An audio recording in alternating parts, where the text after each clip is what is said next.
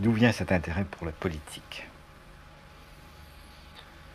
Cet intérêt ou au contraire cette méfiance, Cette méfiance, mais enfin quand même. ce désintérêt, il me vient de l'époque elle-même, il me vient du siècle où on vit et qui, comme vous savez, est dominé par le politique. Le politique est devenu la religion des temps modernes.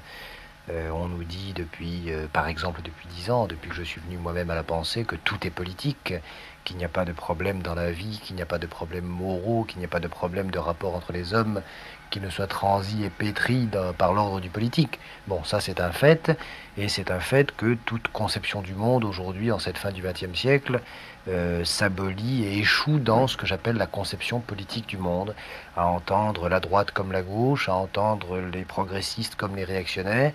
Il semble qu'il n'y ait d'autre regard sur le monde que le regard politique sur le monde et le regard politique sur les choses. Est-ce que vous, Bernard-Henri Lévy, vous vous concevez comme un prophète? Bien sûr que non. Pourquoi? Pourquoi non? Bien sûr que non.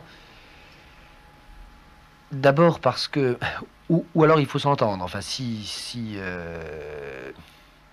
bon, si on entend par prophète un augure de l'avenir, comme on Non, entend au il ne sens le s'agit plus pas de courant du... ça. Non, mais je préfère tout de même, comme les téléspectateurs pourraient s'y méprendre. Donc, en ce sens-là, je dis non et mille fois non. Si un prophète c'est un maître penseur, comme diraient certains, il est bien évident que je ne me considère pas comme un prophète. Si un prophète, c'est quelqu'un qui se trouve, alors là pour le coup, loin de l'esprit de Yahvé, qui se trouve possédé du verbe divin, alors là, très humblement et très modestement, je ne crois pas. Et je ne crois pas car je crois que les temps ne sont pas venus encore de cela pour moi.